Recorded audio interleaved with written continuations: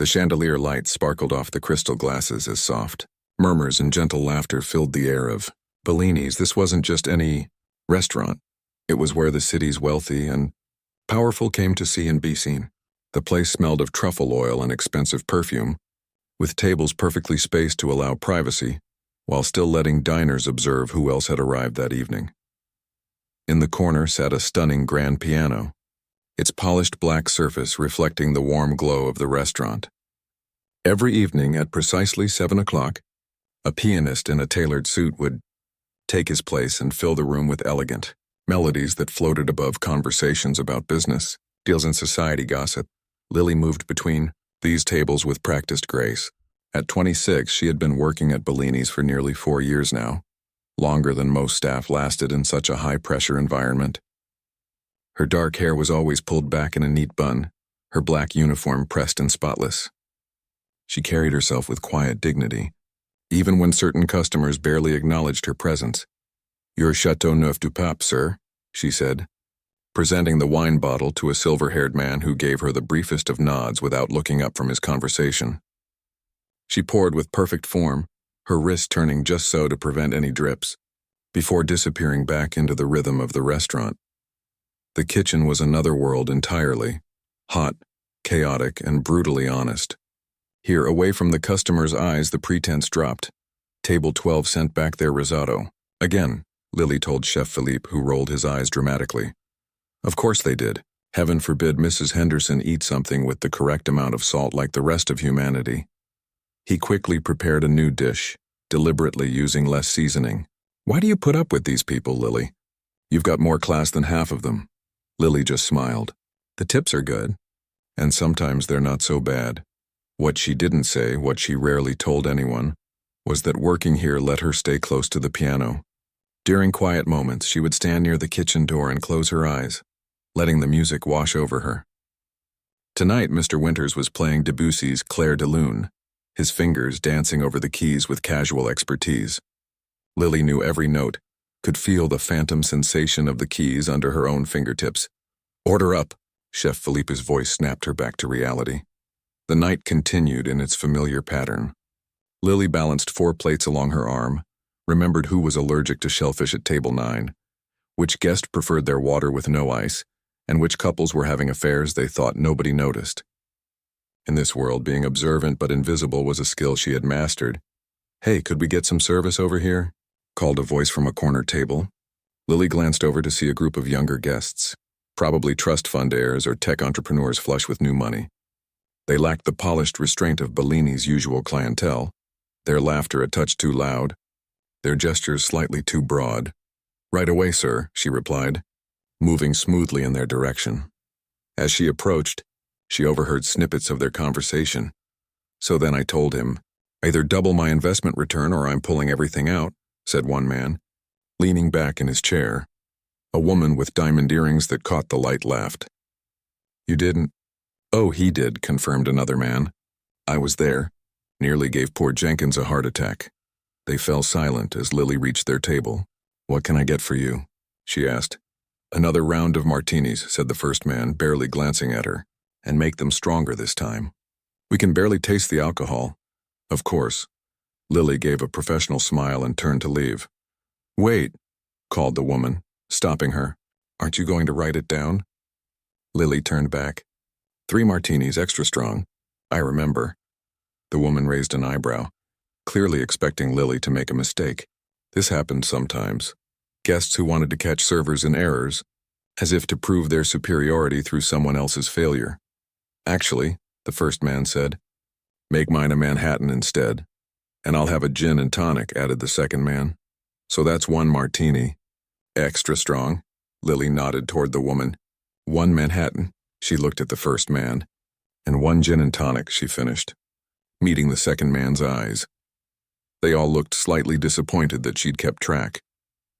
Lily slipped away, her face a careful mask hiding the weariness she felt. Near the kitchen, she passed Mr. Williams, the restaurant manager, speaking with someone on his phone. His usual composure was cracking, his forehead creased with worry lines. "What do you mean he's not coming?" "The Blackwells are hosting their anniversary dinner here in less than an hour." He noticed Lily and lowered his voice, turning away. Lily continued to the bar, placing the drink order with Tom, the bartender, who had worked at Bellini's even longer than she had. "Trouble?" Tom asked, noticing her expression. "Just the usual." Lily shrugged. "Table 14 treating me like I can't count to 3. Tom smirked as he began mixing the drinks. "Let me guess. Young money trying to act important?" "Got it in 1. Lily leaned against the bar for a moment, allowing herself a rare second of rest. "Anything interesting happening in your world?" "Heard the piano player's a no-show tonight.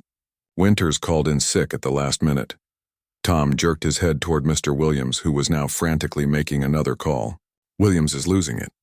Apparently some big-shot music producer is coming with the Blackwells, and Williams promised a superior musical atmosphere, or some fancy talk like that." Lily felt her heart skip a beat as she glanced at the empty piano. The thought came to her so suddenly that she almost dismissed it, but it lingered, tempting her with possibility. "Who's filling in?" she asked, trying to sound casual. "Nobody, from the looks of it. Williams tried calling their usual backups, but it's Friday night. Everyone's booked." Tom placed the finished drinks on her tray. "Table 14, right?" Lily nodded, her mind racing as she delivered the drinks. For the next 20 minutes, she moved through the restaurant on autopilot, taking orders and clearing plates while her thoughts remained fixed on the silent piano. She had practiced just this morning before her shift, working through a piece she'd been perfecting for months. Her tiny apartment hardly had room for the upright piano she'd saved 3 years to buy, but it was her most treasured possession. Each morning she would play for an hour before work, and again in the evening if she wasn't too tired. No one at Bellini's knew. Why would they? The invisible waitress with hidden depths was such a cliché that she'd never bothered to mention her passion. Besides, what would be the point? Playing in her apartment was one thing. Playing here, in front of people who attended performances at Carnegie Hall and the Metropolitan Opera, was entirely different. Yet as she watched Mr. Williams growing increasingly frantic, she felt a strange calm settle over her. The worst they could do was fire her, and jobs for waitresses weren't exactly rare. The best that could happen. She shook her head. Best not to think about that. Best to focus on the reality of what she was considering.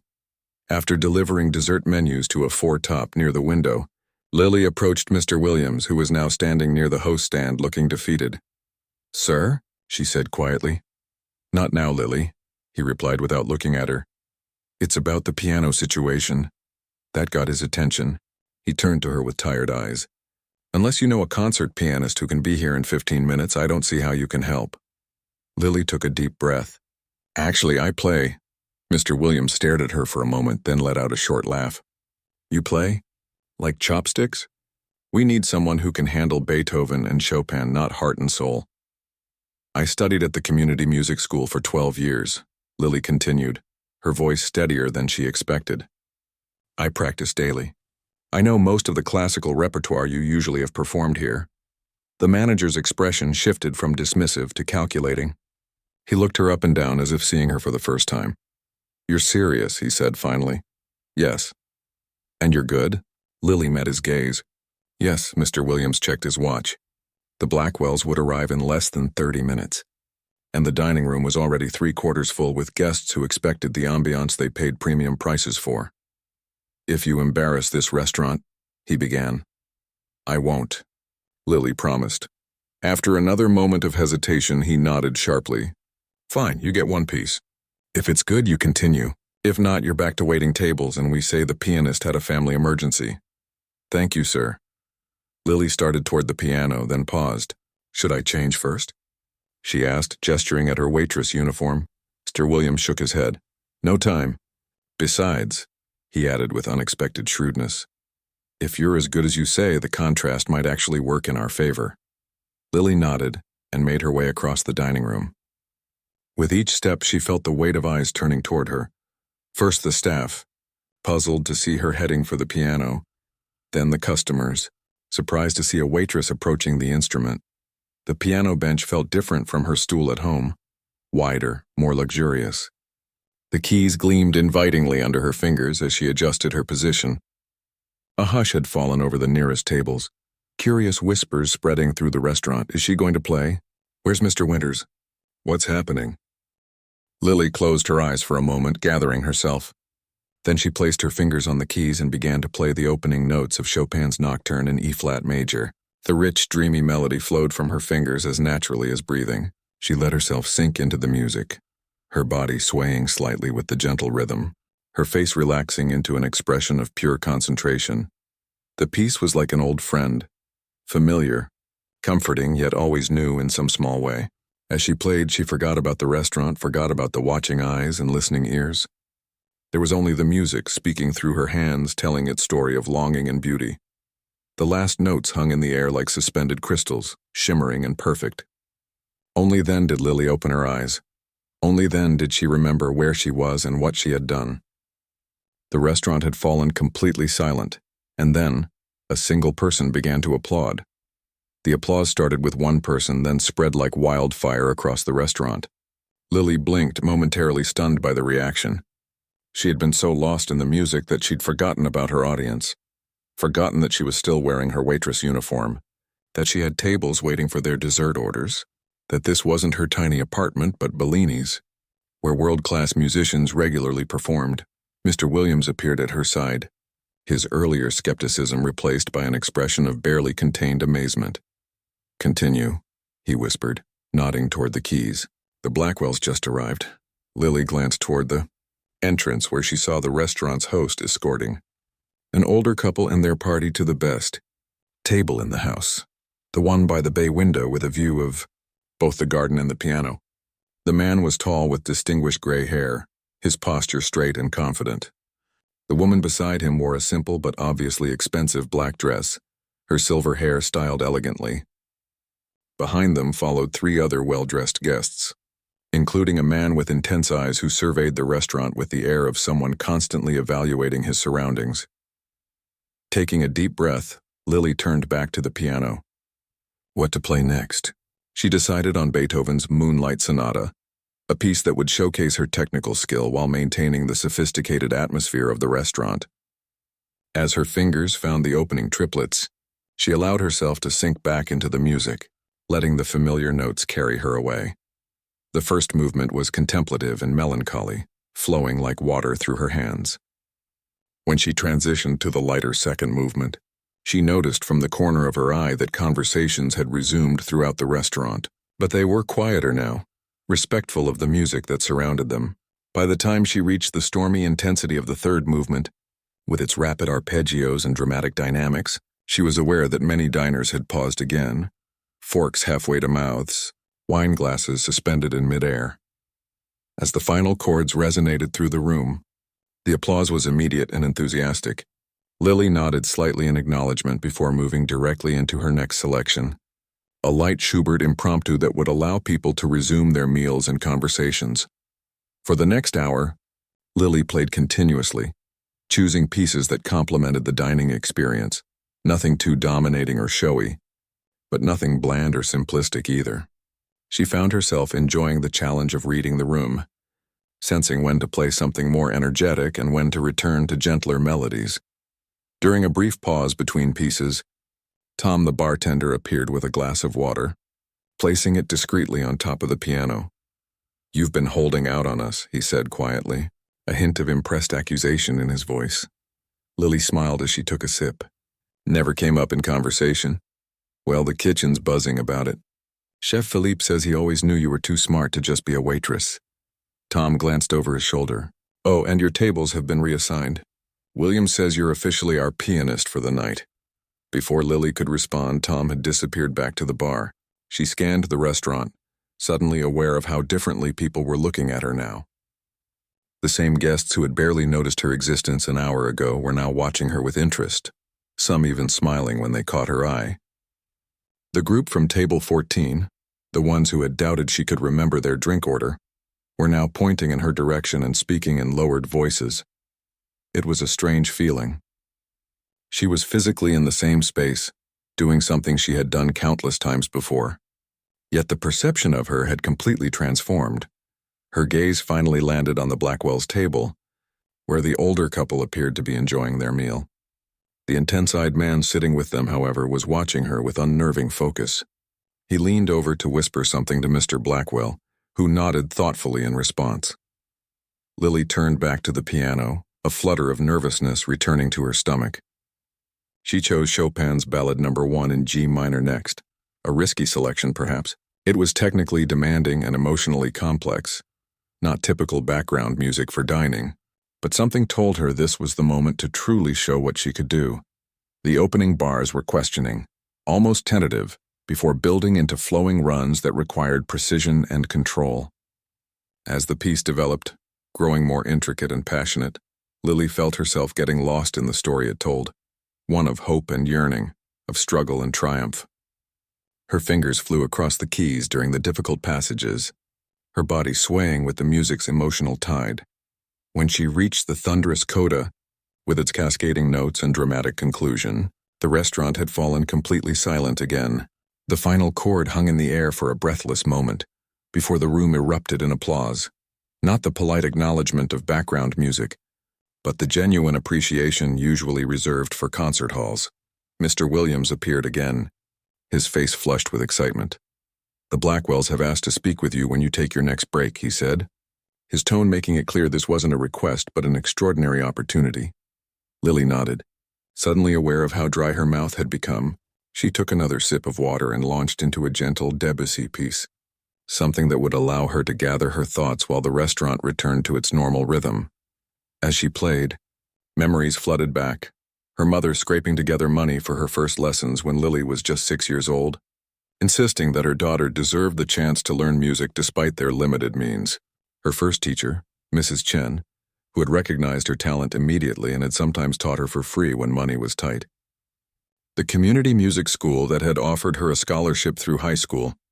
The countless hours of practice in various apartments over the years, always worried about disturbing neighbors but unable to stop playing because the music was as essential to her as breathing. And then the reality that had forced her to abandon dreams of music school. Her father's illness, the mounting medical bills, the need for a steady income. She had never resented making that choice, but she had mourned the path not taken. Yet here she was, playing at Bellini's while the city's elite listened in appreciation. Life had a strange way of circling back sometimes. After finishing a set of pieces, Lily stood and stretched her fingers discreetly.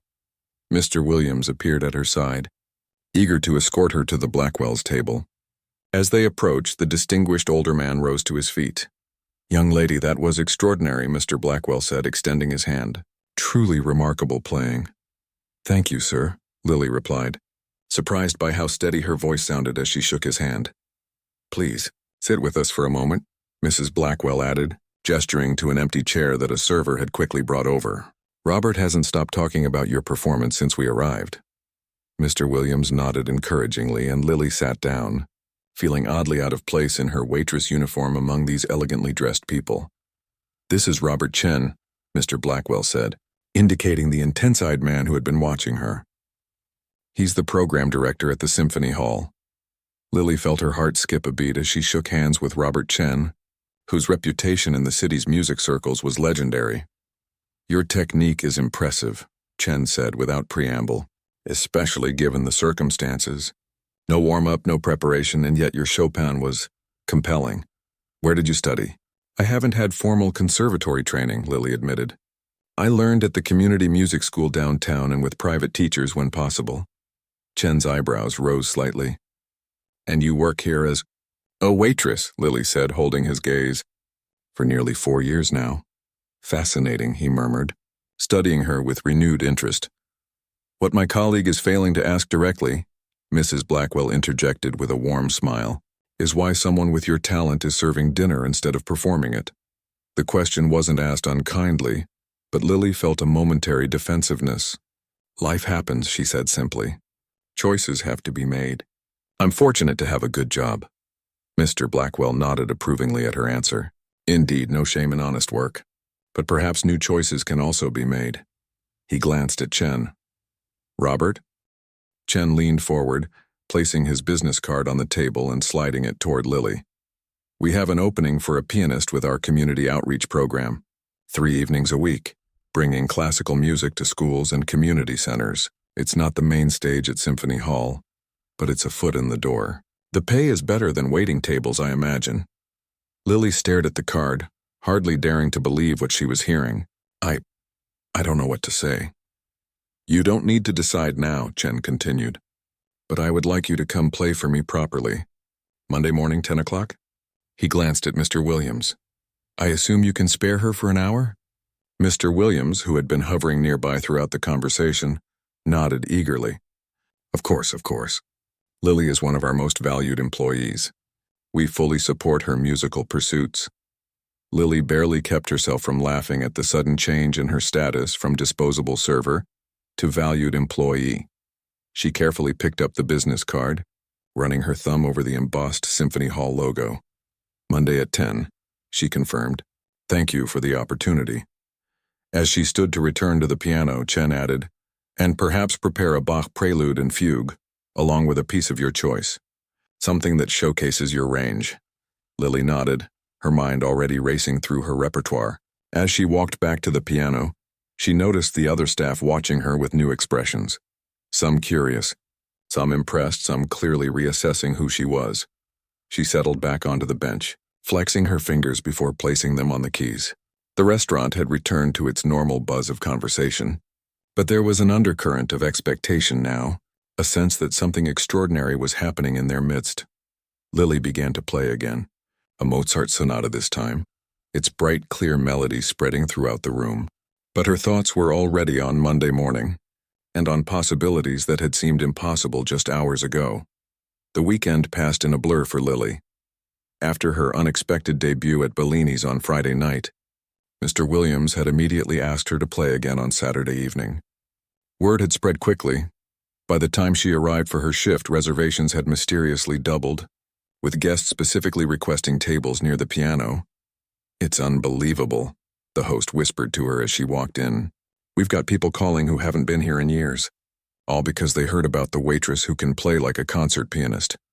Lily tried not to let it go to her head, but it was hard not to feel a thrill at how quickly things were changing. Saturday night had gone even better than Friday. She had prepared more carefully, bringing a small selection of sheet music just in case, though she hardly needed it. Years of playing had built a repertoire she could summon from memory with ease. The tips from the tables she'd served before her impromptu performance had been collected by her co-workers and presented to her at the end of the night, along with a surprising number of additional tips left. Specifically for the pianist, it was more money than she usually made in 2 weeks. Sunday was her day off, and she spent every minute of it practicing. The audition with Robert Chen loomed large in her mind, a genuine opportunity that had appeared out of nowhere, one she couldn't afford to waste. Her fingers moved through Bach's prelude and fugue in D minor, working out the intricate counterpoint, then shifted to Rachmaninoff's prelude in G minor for her choice piece. Bold and dramatic, perhaps, but she wanted to show range and fearlessness. Her tiny apartment filled with music from morning until night. The neighbors for once not complaining but occasionally stopping in the hallway to listen. Mrs. Abernathy from across the hall even knocked on her door around dinner time, bringing a container of homemade soup. You need to keep your strength up, the older woman said with a knowing smile. Big day tomorrow, right? I heard you practicing. Sounds wonderful, dear. Now, as Monday morning arrived, Lily stood outside Symphony Hall, 15 minutes early for her appointment, heart pounding as if she'd run all the way there. The imposing building with its grand columns and sweeping steps had always seemed like a different world, one she might visit occasionally from the cheapest seats she could afford, but never one where she belonged. She took a deep breath and climbed the steps, pushing through the heavy doors into the marble-floored lobby. A security guard directed her to a smaller side entrance where administrative offices were located. Following his directions, she found herself in a more ordinary hallway with numbered doors. Robert Chen's office was at the end, a corner space with large windows overlooking a small garden. The door was open and he was already there, reading through some papers at his desk. He looked up as she appeared in the doorway. Ah, Lily, right on time. He gestured to a chair. Please come in. His office was cluttered but organized. Stacks of scores and programs covered most surfaces. A small electric keyboard stood against one wall, and framed concert posters from around the world hung everywhere else. It was the space of someone who lived and breathed music. Thank you again for this opportunity, Lily said, taking the offered seat. Chen studied her for a moment. She had dressed carefully. Not too formal, but certainly not in her waitress uniform. A simple blue dress that had been tucked away in her closet for special occasions. "I've been thinking about your performance since Friday," he said finally. "It was unexpected. Not just your skill level, but your musicality. The way you played Chopin's ballad showed real understanding. Not just technical proficiency."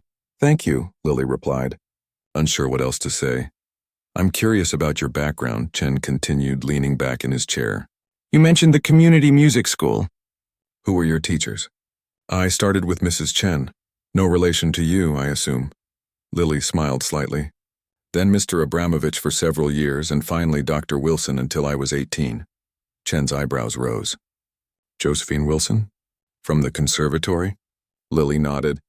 "She took me on as a private student when I couldn't afford to apply to the conservatory itself. She believed in me. She's not known for wasting her time on mediocre talents," Chen said thoughtfully. "Why didn't you pursue music professionally, if you don't mind my asking?" Lily had prepared for this question, but it still stung slightly. "My father got sick my senior year of high school. Cancer.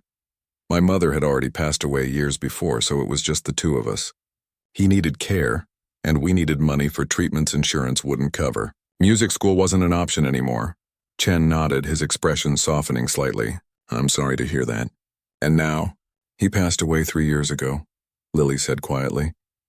"By then I was working full-time, had apartment rent to pay, student loans from the general courses I'd managed to take at community college. Playing became something I did for myself, not a career path." Chen was quiet for a moment, then stood abruptly. "Well, let's hear what you've prepared. Follow me." He led her through another door in his office that opened directly into a small recital hall. Not the main concert space of Symphony Hall, but a beautiful room with about 200 seats and a magnificent grand piano on the stage. "Will this do?" Chen asked with a small smile, gesturing toward the Steinway.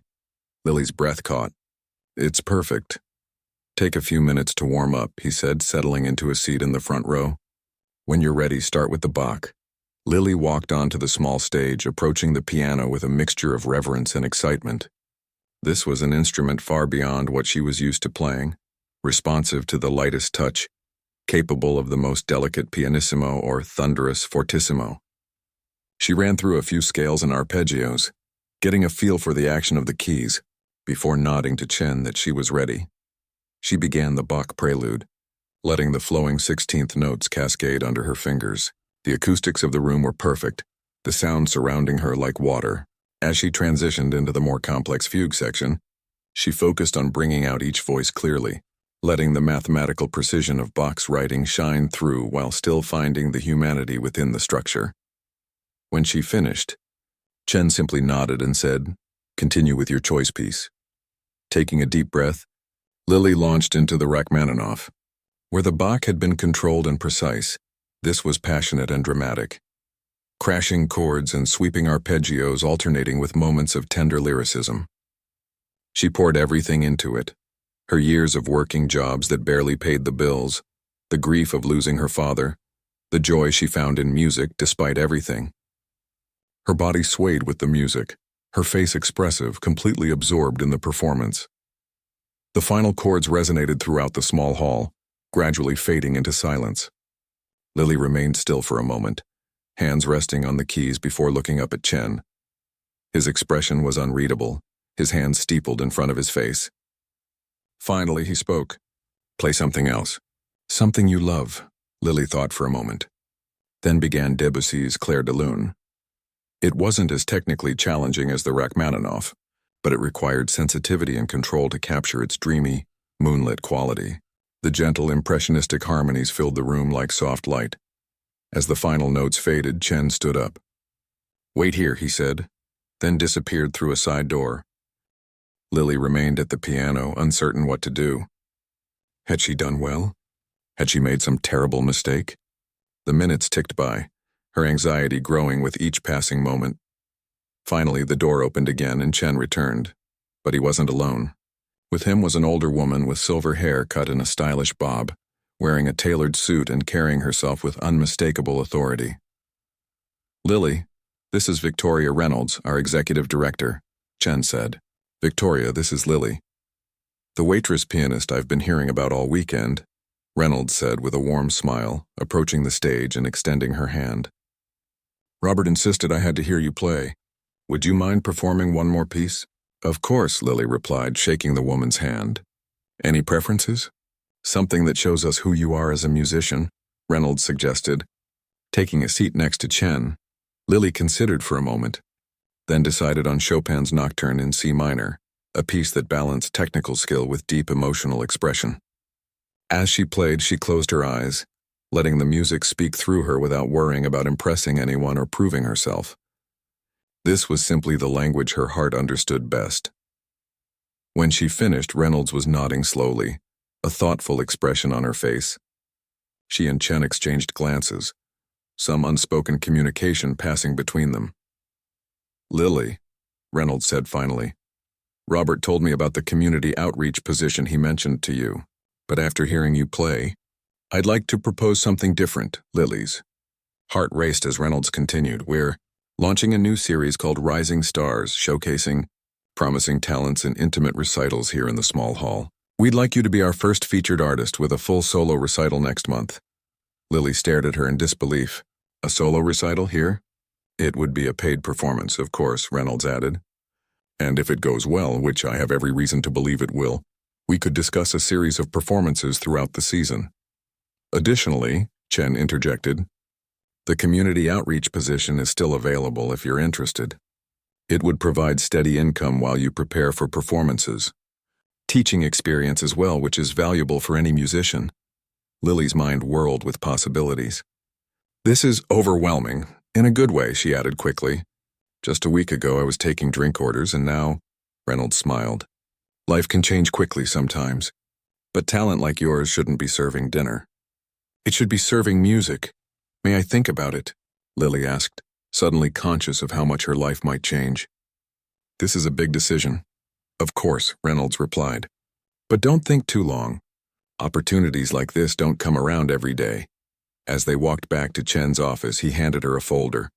Here's information about both positions, the outreach program and the recital series. Review it and let me know by Wednesday. I will, Lily promised, clutching the folder like a lifeline. As she left Symphony Hall, stepping back into the bright morning sunlight, Lily felt as if she were walking in a dream. The city looked the same, people rushing to work, traffic flowing along the streets, the familiar skyline rising above her. But everything had changed. Her phone buzzed with a text from Mr. Williams asking if she'd be playing again tonight. She realized she hadn't even considered what would happen with her job at Bellini's if she accepted these new opportunities. One step at a time, she told herself, tucking the folder carefully into her bag.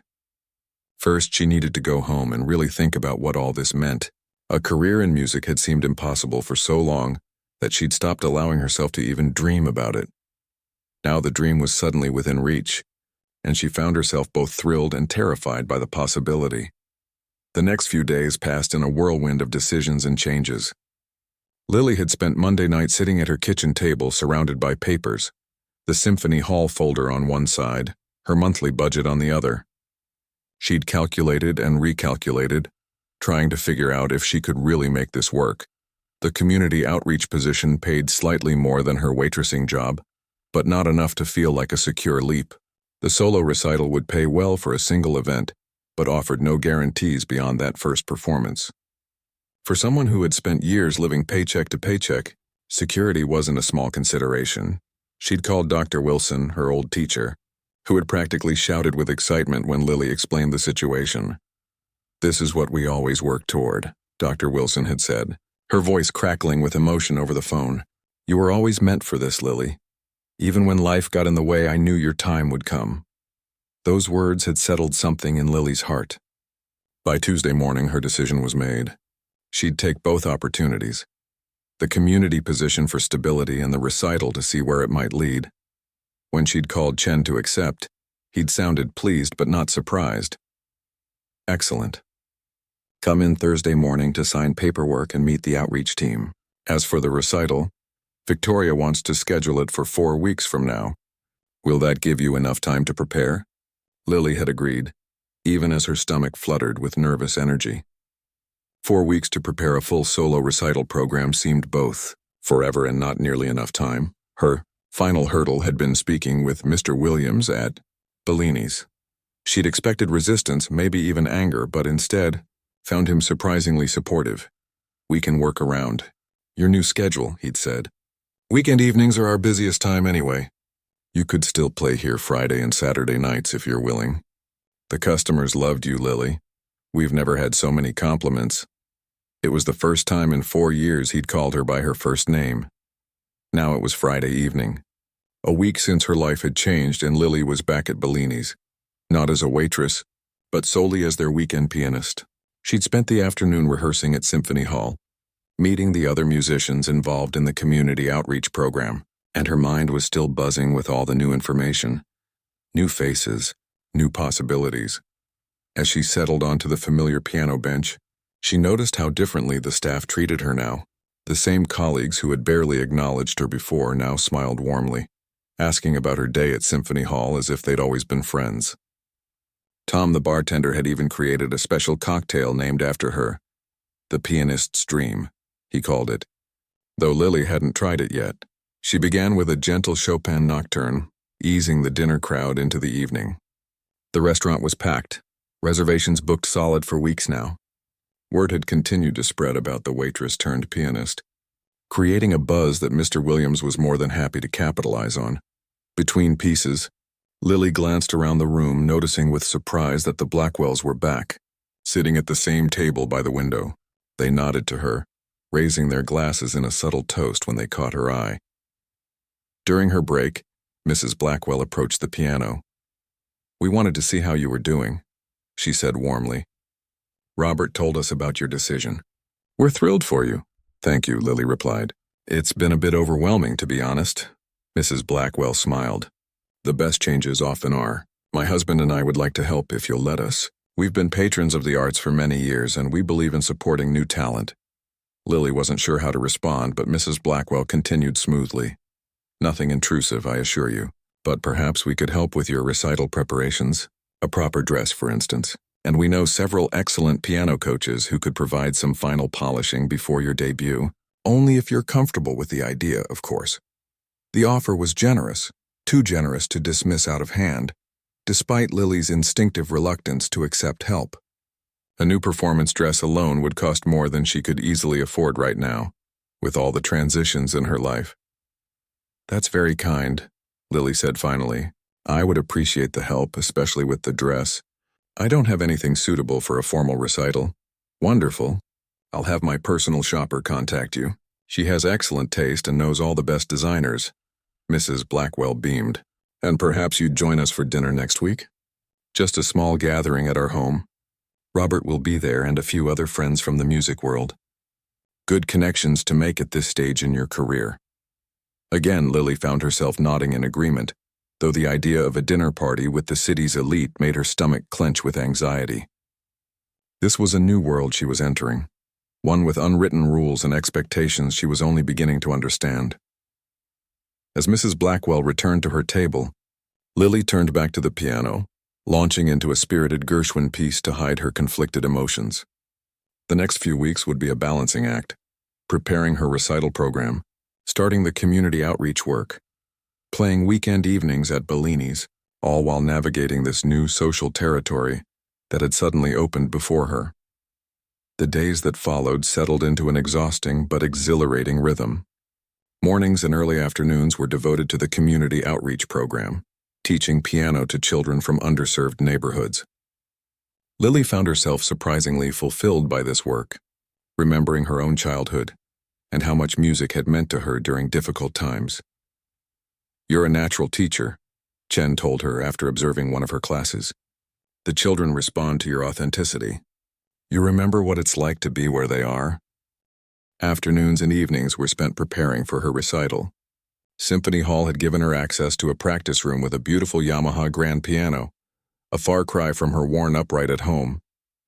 The program was coming together piece by piece: Bach, Beethoven, Chopin, Debussy, and Rachmaninoff. A journey through different periods and styles that showcased her range and emotional depth. Once a week, she met with Maestro Hiroshi, an elderly Japanese piano coach the Blackwells had connected her with. His feedback was exacting but invaluable, pushing her to find nuances in the music she hadn't recognized before. Not just the notes, he would say, tapping the score with his thin finger. What lives between the notes? That is where the music truly exists. Weekends at Bellini's became a welcome chance to perform in a lower-pressure environment, testing out interpretations and gauging audience reactions. The restaurant continued to be packed, with people often lingering long after their meals were finished, just to hear her play. The dinner at the Blackwells had been both intimidating and illuminating. Their home was a showcase of understated wealth, original artwork on the walls, antique furniture that had stories behind each piece, a view of the city skyline that took Lily's breath away. The guests included several Symphony Hall board members, a renowned violinist visiting from Europe, and a music critic whose reviews could make or break careers. Lily had been nervous at first, conscious of her background, afraid of saying the wrong thing or using the wrong fork, but music proved to be the great equalizer. Discussions about composers and interpretations allowed her to contribute confidently, and her genuine passion impressed even the most seasoned professionals at the table. "You have a fresh perspective," the visiting violinist had told her. "Conservatory training is valuable, but sometimes it creates musicians who all sound the same. You've developed your own voice." As the recital date drew closer, the pressure intensified. Posters appeared around Symphony Hall and in the arts section of local newspapers, introducing Lily Turner, Discovery Series, with a photo taken by a professional photographer the Blackwells had arranged. Seeing her own face on these posters was surreal, like looking at someone else's life. The dress arrived 3 days before the recital, a deep blue gown that fit perfectly, elegant without being flashy, comfortable enough to play in while still looking appropriately formal. The personal shopper had thought of everything, including shoes with just enough heel to look sophisticated but not so high that Lily couldn't use the pedals comfortably. The night before her debut, Lily couldn't sleep. She paced her small apartment, running passages in her mind, worrying about memory slips or technical failures. Around midnight, she finally sat at her old upright piano and began to play, softly, mindful of neighbors but needing to feel the keys under her fingers.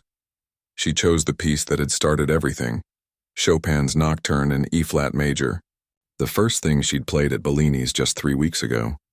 As the familiar notes filled her apartment, she felt her anxiety begin to subside. This was why she played, not for acclaim or recognition, but because music was the truest language she knew. Whatever happened tomorrow, that fundamental truth would remain. Morning came too quickly.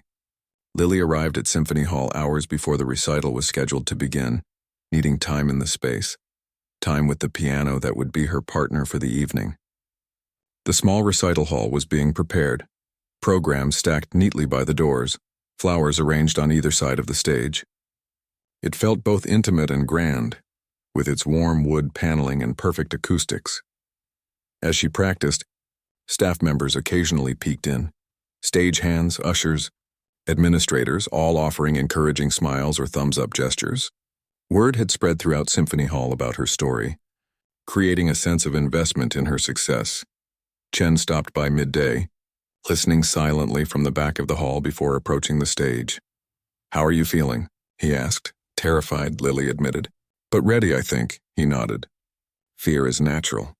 It means you care. Just remember why you're playing. Not for the audience, not for reviews, but for the music itself." He paused. "The recital is sold out, by the way. Victoria is talking about adding a second performance next week if tonight goes well." This news sent a fresh wave of nerves through Lily's stomach, but she nodded calmly. "One step at a time." "Exactly." Chen checked his watch. "Rest for a while now. Save your energy for tonight." As he left, Lily played a few more passages, then closed the piano. He was right. She needed to conserve her strength, both physical and emotional. The journey from restaurant waitress to Symphony Hall performer had been compressed into a matter of weeks. Tonight would determine if that journey continued or became merely an interesting anecdote in her life.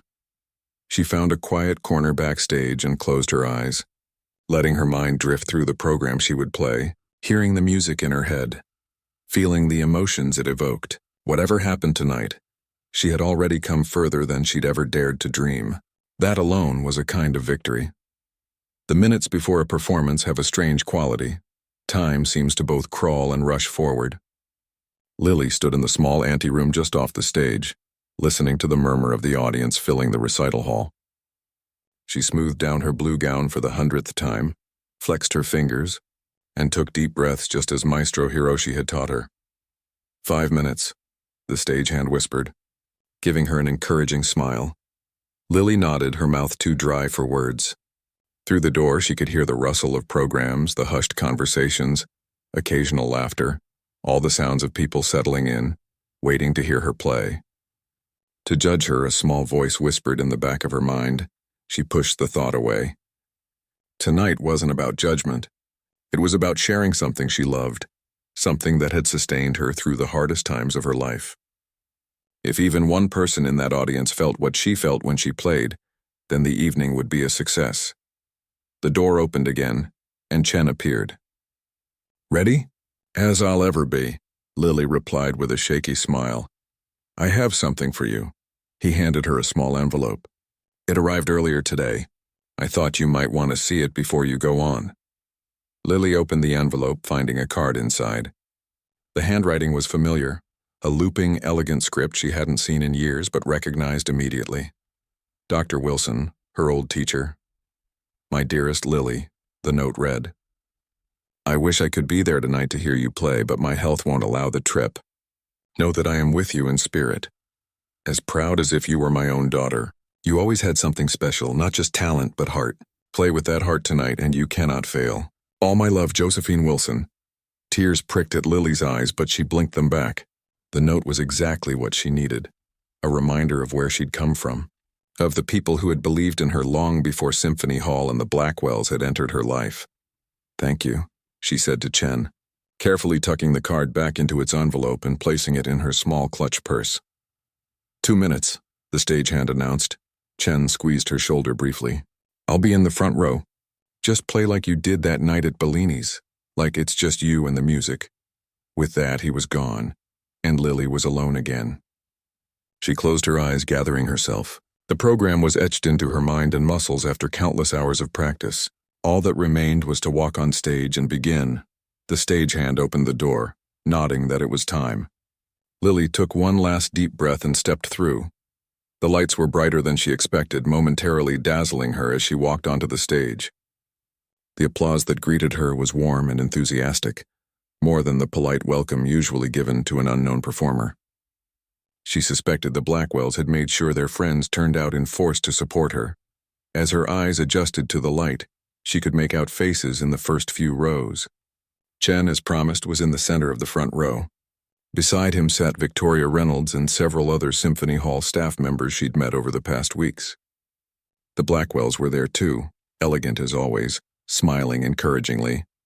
To her surprise, she spotted Tom from Bellini's, Chef Philippe, and even Mr. Williams sitting together a few rows back, her old life intersecting with her new one.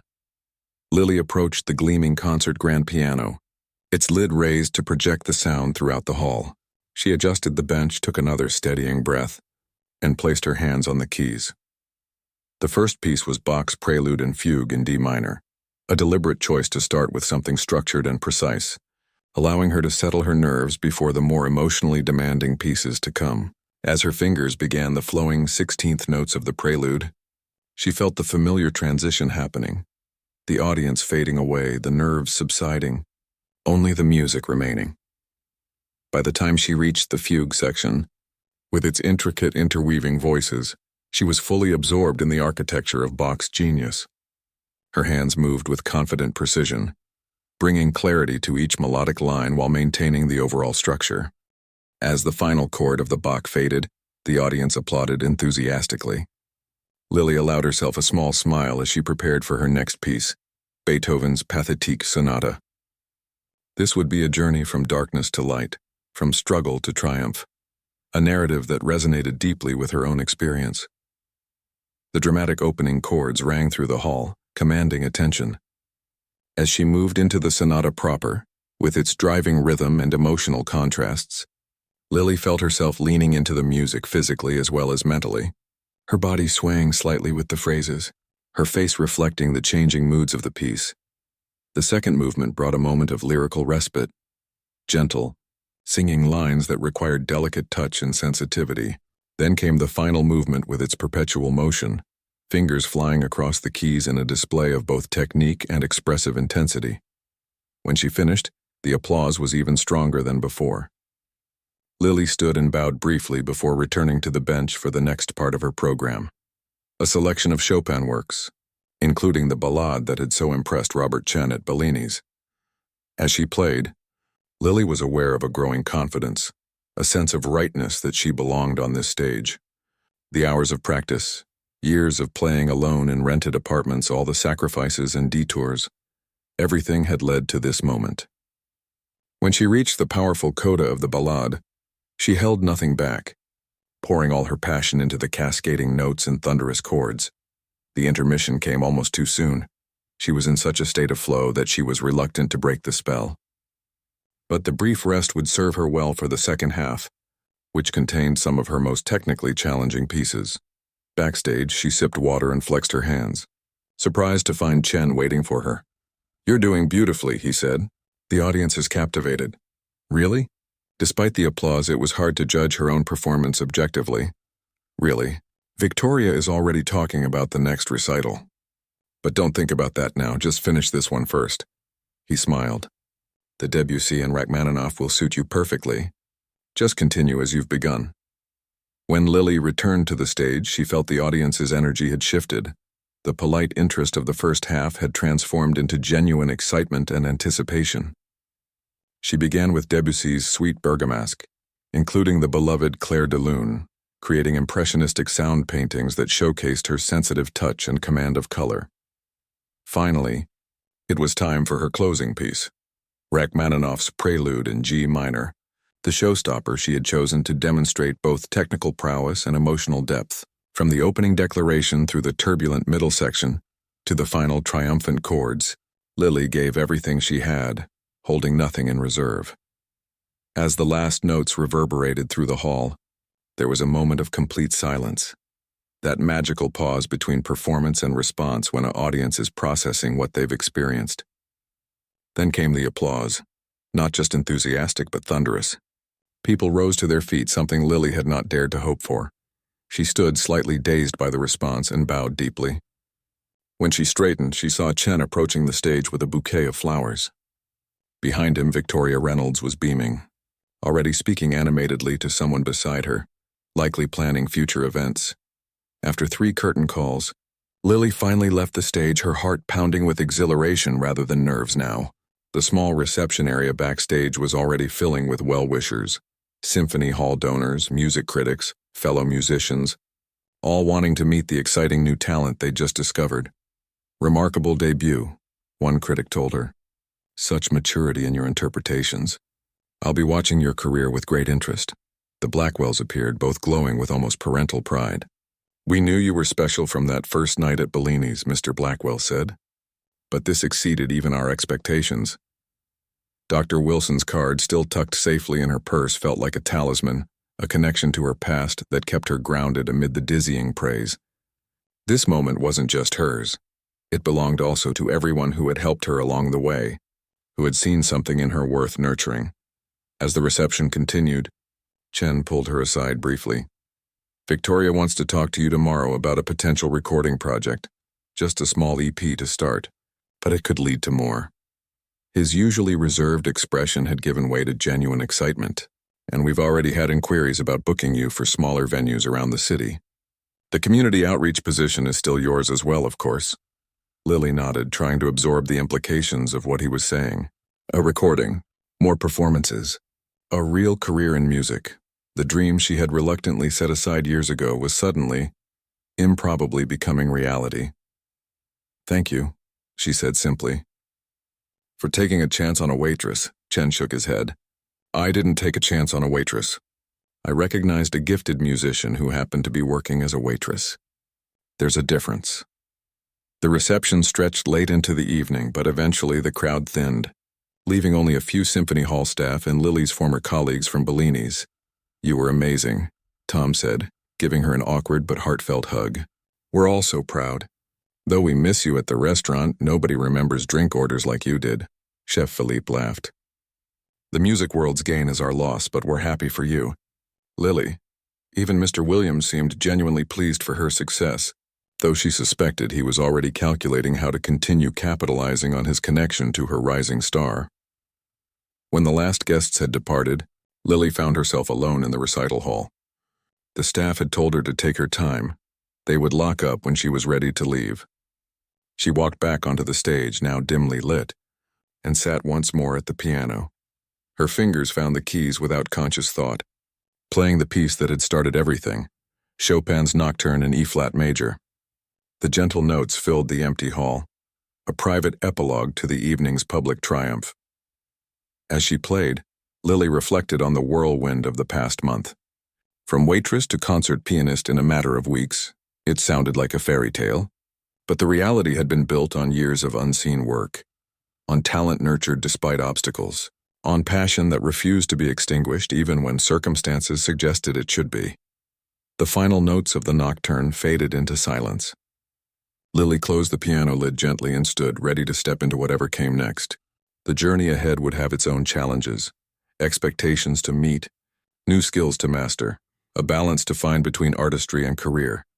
But for tonight, it was enough to have arrived at this moment, to have walked from the shadows of the restaurant floor into the spotlight of the concert stage, to have transformed from the invisible server into the artist commanding attention, to have found her voice and shared it with the world.